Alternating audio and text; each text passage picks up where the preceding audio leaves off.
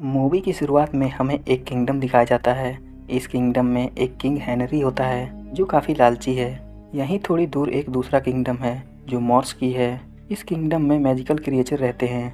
यहीं एक पेड़ पर लड़की रहती है जिसका नाम मेलिफिसेंट रहता है। इसकी दोस्ती यहाँ रह रहे मैजिकल क्रिएचर से काफ़ी अच्छी है।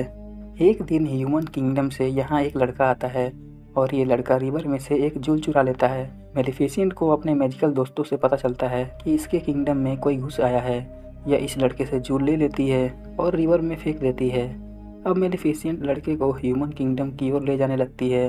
लड़के का नाम स्टीफन है।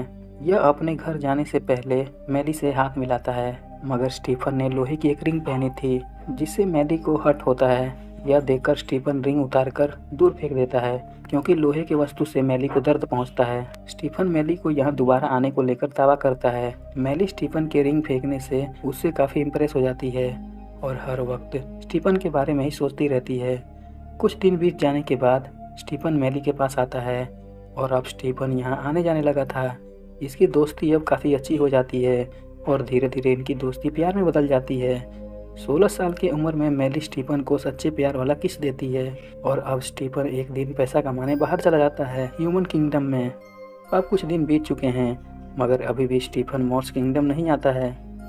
मैली अब अपने किंगडम की रखवाली करने लगती है। मैली अब काफ़ी पावरफुल बन चुकी है। एक दिन ह्यूमन किंगडम का राजा हेनरी यहाँ आता है युद्ध के लिए। यह देखकर मेलिफिसेंट इनको यहाँ से जाने को कहती है, मगर किंग हेनरी नहीं मानता और किंग अपने सैनिकों को मेलिफिसेंट पर हमला करने को कहता है। मैली भी अपने खूंखार क्रिएचर को युद्ध के लिए बुलाती है और ये लोग किंग की सेना से युद्ध करने लगते हैं। मैली अब किंग को मारने किंग के पास जाती है, मगर किंग मैली को लोहा लगाकर मैली को जख्मी कर देता है और मौका देखते ही किंग अपनी सेना लेकर वापस अपने किंगडम चला जाता है। अब किंग काफ़ी बीमार पड़ चुका है। किंग सबको कहता है कि जो भी इसका बदला मैली से लेगा वो इस किंगडम का राजा बनेगा और किंग की प्रिंसेस से शादी करेगा। यह बात स्टीफन भी सुन रहा होता है क्योंकि स्टीफन इसी ह्यूमन किंगडम में काम करता है। अब स्टीफन मैली से मिलने जाता है। ये दोनों काफ़ी समय के बाद मिले थे तो दोनों कुछ देर तक एक साथ बिताते हैं। स्टीफन मैली को एक तरह का पानी देता है। पानी पीते ही मैली बेहोश हो जाती है। मौका देखते ही स्टीफन मैली को मारने की कोशिश करता है, मगर स्टीफन की हिम्मत जवाब देती है। मगर स्टीफन लोहे की चेन लगाकर मैली का दोनों पंख काट लेता है। अगली सुबह मैली यह देखकर बहुत ही दुखी थी। स्टीफन मैली का पंख लेकर किंग हेनरी को सौंप देता है और मैली को मार डालने का दावा करता है। किंग यह सुनकर काफ़ी खुश होता है और हेनरी किंग ह्यूमन किंगडम का राजा स्टीफन को बना देता है। दूसरी तरफ मैली के पंख ना होने के कारण मैली को काफ़ी दर्द हो रहा था और ये उड़ भी नहीं सकती थी। मैली स्टीफन के किए गए इस गद्दारी से बहुत ही दुखी थी।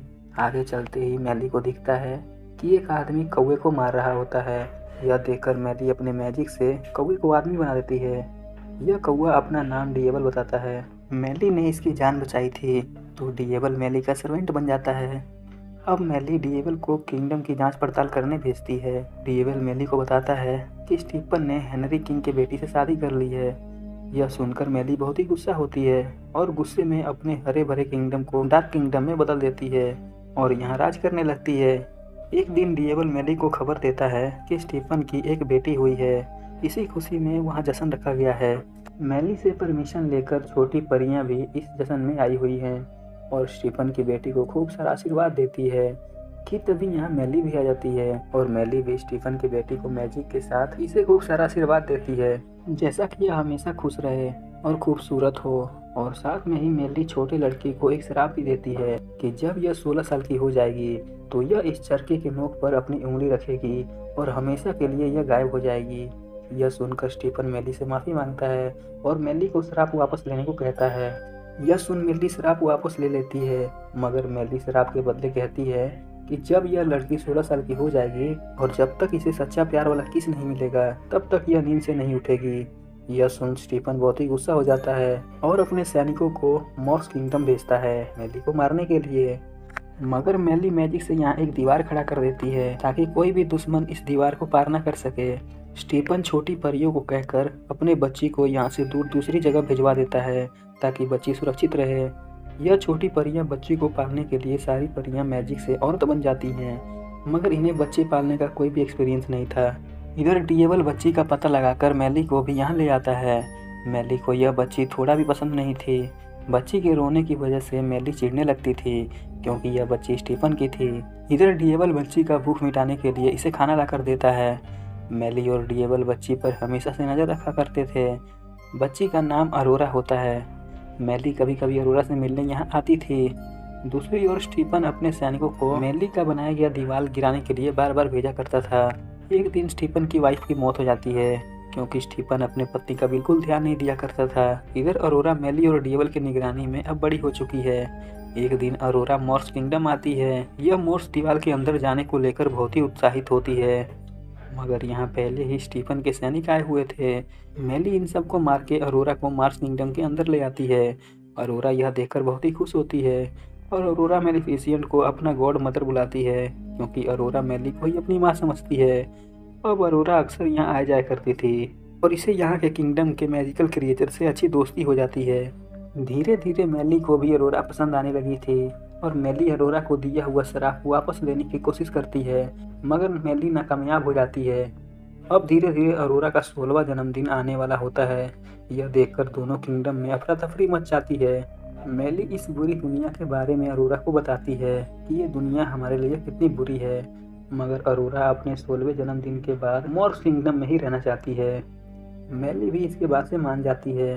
अरोरा यह बात बताने डिएबल के पास जाती है कि तभी यहाँ एक फिलिप नाम का एक प्रिंस आता है जो अरोरा से मिलता है। डिएबल मेली को कहता है कि यह प्रिंस अरोरा को सच्चा प्यार वाला किस देकर अरोरा का श्राप तोड़ देगा, मगर मेली को इस बात पर भरोसा नहीं था क्योंकि मेली के साथ धोखा हुआ था। इधर छोटी परियां अरोरा को इसकी सच्चाई बता देती है और इसके श्राप के बारे में भी इसे बता देती है। यह सुन अरोरा मेली से गुस्सा हो जाती है और एक घोड़े पर सवार होकर ह्यूमन किंगडम की ओर निकल जाती है, मगर स्टीफन अपनी बेटी को देखकर खुश नहीं था क्योंकि यह अपने 16वें जन्मदिन से पहले ही यहाँ पे आ गई थी। स्टीफन अरोरा को एक रूम में बंद कर देता है। अरोरा अब दरवाजे पे नॉक करती है, तभी एक महिला दरवाजा खोलती है। अब अरोरा महल के नीचे वाले हिस्से में आ जाती है जहाँ वही चरखा रखा होता है। अरोरा जैसे ही चरखे के सुई को टच करती है वैसे ही अरोरा सो जाती है। इधर मेली को भी पता चल गया कि इसका दिया हुआ श्राप पूरा हो चुका है। यह अब किंगडम की ओर निकल पड़ती है, मगर यहाँ काफी सारा लोहे से बने दीवार होते हैं। मेली इन सब से बच के कैसे भी करके महल के अंदर घुस जाती है। छोटी परिया प्रिंस फिलिप को सच्चा प्यार वाला किस करने को कहती है। फिलिप अरोरा को किस करता है, मगर अरोरा तब भी नहीं उठती।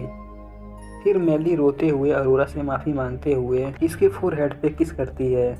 मेली के ट्रू लव मदर किस से अरोरा होश में आ जाती है। यह दोनों अब काफ़ी खुश होते हैं। इधर स्टीफन को मेली को महल में होने की खबर मिल जाती है। इधर मेली अरोरा को लेकर मॉर्स किंगडम जाने वाली होती है कि तभी मेली पर लोहे से बनी जाल को फेंक दिया जाता है ताकि मेली कमज़ोर हो जाए और अरोरा को सिपाहियों ने पकड़ लिया था। यहाँ मेली डिएबल को कौवे से एक ड्रैगन में बदल देती है। ड्रैगन किंगडम के सैनिकों से लड़ रहा होता है। ड्रैगन मेली पर फेंका हुआ जाल हटा देता है। मेली अरोरा को यहाँ से जाने को कहती है, मगर इधर सैनिक ड्रैगन को पकड़ लेते हैं और मेली के चारों तरफ लोहे का दीवार खड़ा कर दिया जाता है। स्टीफन लोहे का लिबास पहनकर यहाँ आता है और मेली पे हमला बोल देता है। इधर अरोरा एक रूम का दरवाजा खोल देती है जहाँ मेली के कटे हुए पंख थे। पंख आज़ाद हो जाते हैं और सीधा जाकर मेली के कंधों में चिपक जाते हैं। अब मेली फिर से पावरफुल हो जाती है। इसके पास इसके पंख आ जाते हैं। अब मेली यहाँ के सैनिकों से लड़ने लगती है और अपनी पावर से आखिर मेली इस महल से बाहर आती है और बाहर आते ही स्टीफन को मारने लगती है। मेली स्टीफन की जान लेने वाली होती है कि तभी इसका हिम्मत टूट जाता है और वापस जाने के लिए जैसे ही पीछे मुड़ती है वैसे ही स्टीफन इस पे हमला बोल देता है। अब ये दोनों नीचे गिरने लगते हैं पर मेली अपने पंखों की वजह से उड़ने लगती है और स्टीफन नीचे गिर के मर जाता है। अब मॉर्स की दीवारें मेली हटा देती है। एक बार फिर से मॉर्स पहले जैसे हरा भरा हो चुका था। मेली अब अरोरा को भी मॉर्स की किंग बना देती है और इसी के साथ यह मूवी यहीं ख़त्म हो जाती है।